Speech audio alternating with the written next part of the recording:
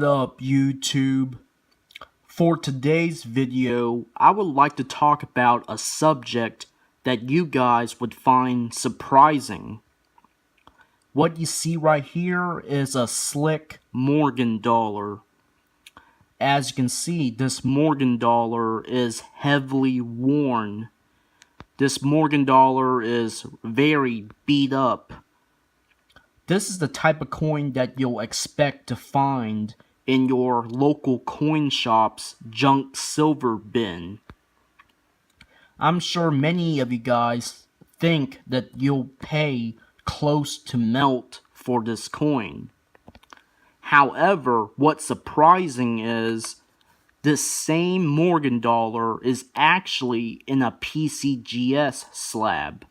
You might be asking me, who would be stupid enough to send a slick Morgan dollar to be graded by PCGS? And I'll explain why. Here is that same Morgan dollar that I showed earlier. APMEX describes this Morgan dollar as being a low ball. So this coin is listed as 1904S Morgan dollar, fair to PCGS low ball registry. I'm sure many of you guys do not understand any of that. So let's look at the price. So APMEX is selling this coin for $89.99. Obviously, this coin is not selling for melt. This is not your typical piece of junk silver. This coin is selling for almost $90. And I'm sure many of you guys are puzzled why. And the reason why this coin is selling for so much is because it's a low ball coin. And the purpose of this video is to explain what is a low ball coin and why they're selling for so much. The Morgan dollar that you saw earlier is an example of a low ball coin. You might ask me, what is a low ball? Well, low balls are coins in the lowest grade possible. A low ball coin would be in the worst condition a coin can possibly be in. As we all know, coins are graded on a scale of 1 to 70. Thus, a coin in perfect condition is graded MS 70. As I said earlier, low balls are coins in the worst condition. So a low ball coin would typically grade Poor 1 or Fair 2. And Poor 1 or Fair 2 are the worst grades a coin can be in. What qualifies as a low ball coin? As I said earlier, a low ball coin must grade Poor 1 or Fair 2.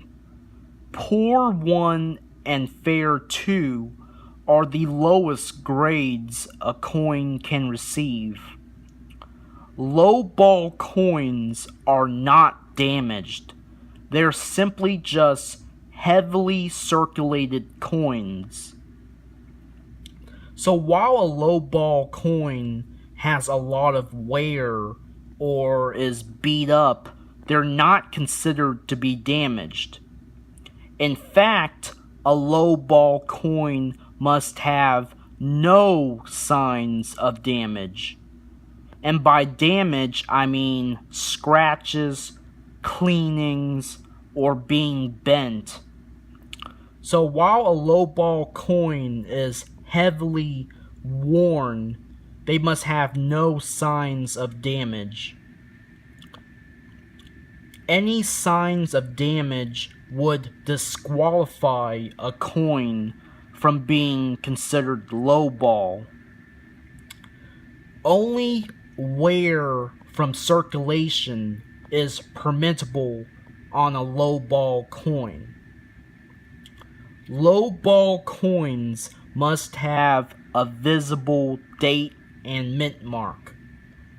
So even though a lowball coin has a lot of wear, they still must retain a legible date and mint mark to identify the coin.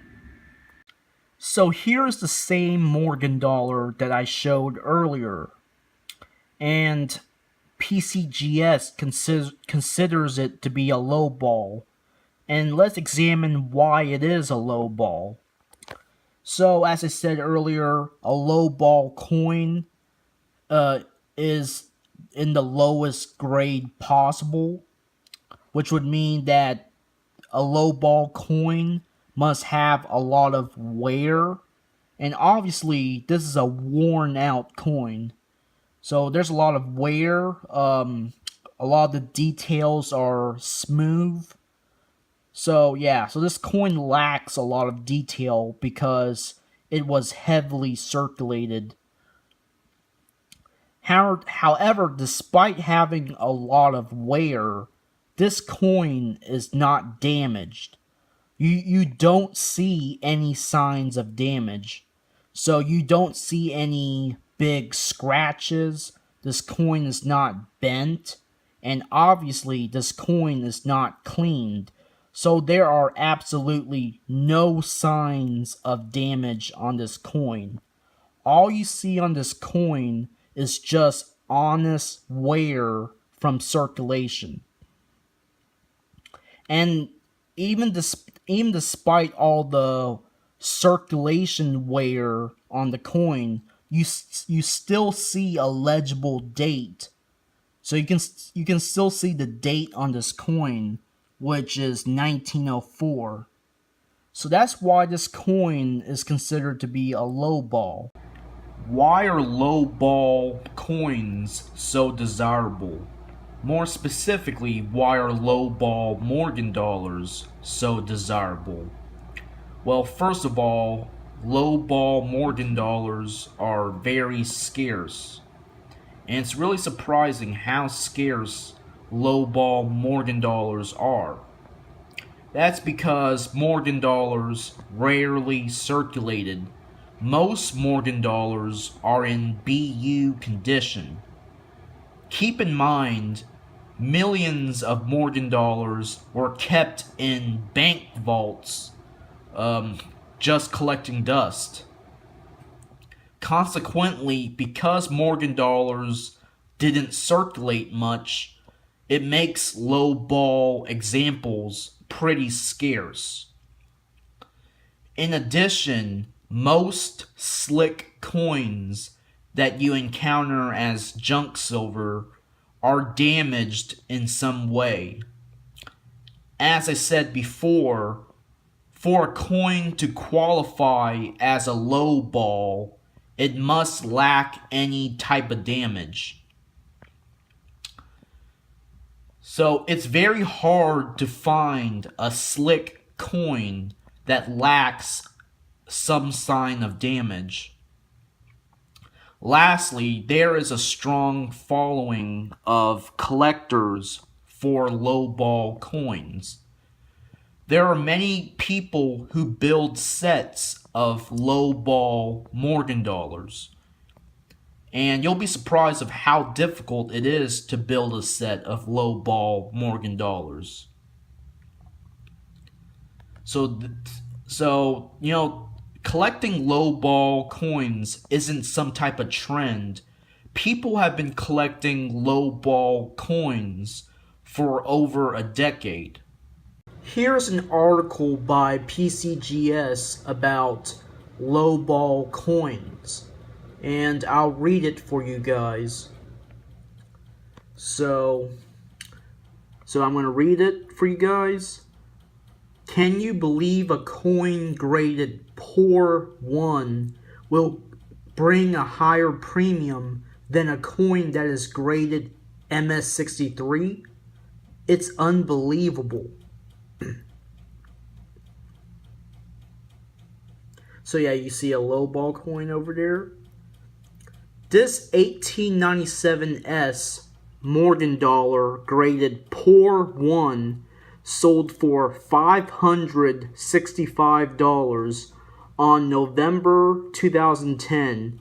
The same coin in uncirculated MS63 grade sells for under $120. And there are many more Poor 1 examples in the market realizing even more. Who would have ever thought that a coin that is almost completely worn and has the date and design just visible could be worth more than a coin in uncirculated grades? At PCGS, a coin assigned a grade of Poor 1 is a coin that has most of the design and date missing due to excessive wear from circulation. However, in most cases, the coin has to be identifiable by its date, mint mark, and type before PCGS assigns it a grade of Poor 1.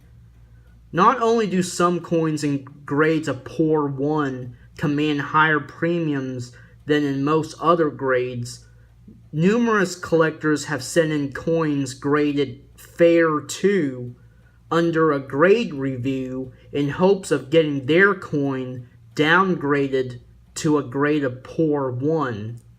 Perhaps in grades of Poor 1 are much more desirable because they circulated heavily and therefore have more historical significance. Or it can be because this is the lowest grade possible and it's really hard to find a coin in this one specific grade. Is it because it takes more, just a bit more wear before it becomes ungreetable? Or is it because of the set registry and several collectors who want to compete in lowball sets? Or it may be because collecting lowball coins is just really fun. Whatever the reason is, it's fun to see lowball coins attract this much attention in the marketplace. Lowball coins are a prime example of the saying, one man's trash is another man's treasure. Peace, YouTube.